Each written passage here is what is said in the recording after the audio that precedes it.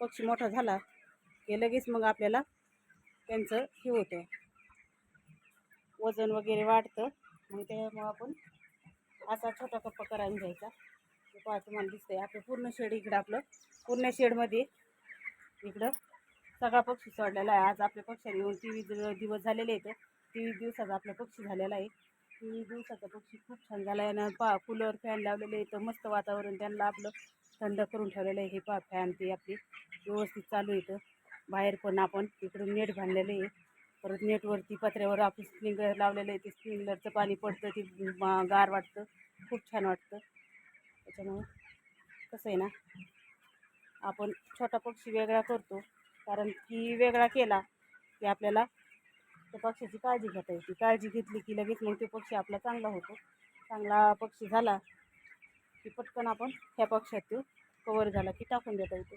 त्याच्यामुळे तुम्हाला सांगते, कधीही पक्षी आपण छोटा पक्षी वेगळा करायचा. लवकरात लवकर वेगळा केला तर तो लवकर कवर होतो. आणि हा छोटा जो पक्षी आहे ना, हा पक्षी पटकन कवर व्हायला मदत होते आपल्याला. हा पहा, हा किती छोटा पक्षी आहे. आणि हा छोटा पक्षी जास्त धावपळ करून अजून छोटा होतो. त्याच्यामुळं मग आपण त्यांना एका साईडला ठेवायचं, म्हणजे पटकन तो चांगला होतो. हे पहा, आणि आपल्या पूर्ण शेडमधला पक्षी पूर्ण शेडमध्ये सोडलेला आहे. आता आपला लगेच अजून 10-12 दिवसांनी लॉट जाणार आहे. आपला पक्षी लवकरच जातो, त्याच्यामुळं काही हे नाही. पहा आता आपलं शेड कसं भरल्यासारखं वाटते. पहा किती छान पक्षी आहे, किती गार वातावरण आहे त्यांना. फॅन कूलर परत वरतून पत्र्यावरती पाणी पडतं, ते खूप छान वाटतं त्यांना. जास्त गरम होतं आहे, त्याच्यामुळे आम्ही जास्त काळजी घेतो.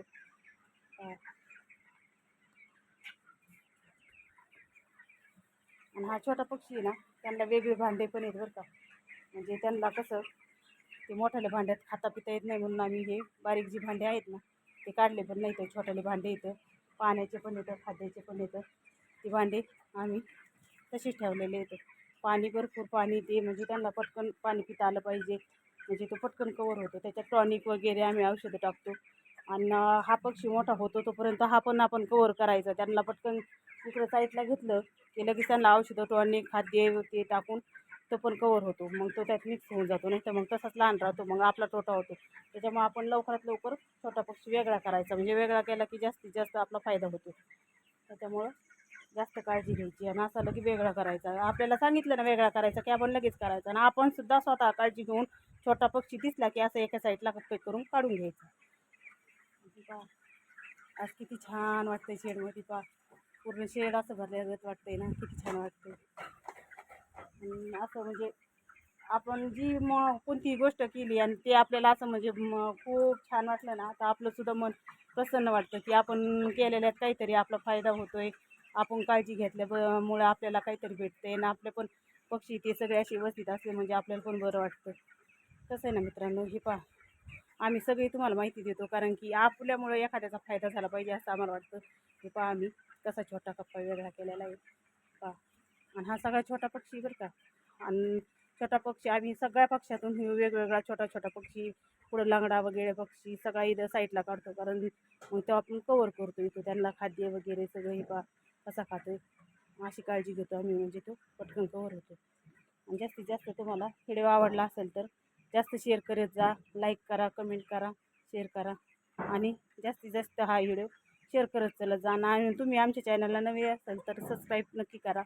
आणि जास्तीत जास्त चॅनलला शेअर करत जा, म्हणजे आपण व्हिडिओ पाठवले तर आपले व्हिडिओ कोणाला तरी आवडते, कुणीतरी पाहतं आहे, म्हणजे आम्हाला पण दुसरे व्हिडिओ टाकायला म्हणजे भरपूर उत्साह येतो. त्याच्यामुळं ना तुम्ही आमचे व्हिडिओ पाहत चलत जा, आम्ही पण व्हिडिओ टाकत जाऊ. आणि आम्हाला जेवढी माहिती आम्हाला शेडमध्ये अनुभव आहेत तेवढे आम्ही तुमच्याबरोबर शेअर करू. आम्ही पण नवीनच येतो, पण त्यात आम्हाला जे अनुभव आले ते आम्ही तुम्हाला जे खरं आहे ते खरं सांगणार. त्याच्यामुळे तुम्ही जास्तीत जास्त आमचे व्हिडिओ पाहत जा. आणि तुम्ही जर नवीन असाल तर सबस्क्राईब नक्की करा, कारण आम्ही पूर्ण व्हिडिओ तुम्हाला अजून जास्त आम्हाला जेवढे अनुभव आहेत तेवढे पण सांगणार. आणि तुम्ही पण करा.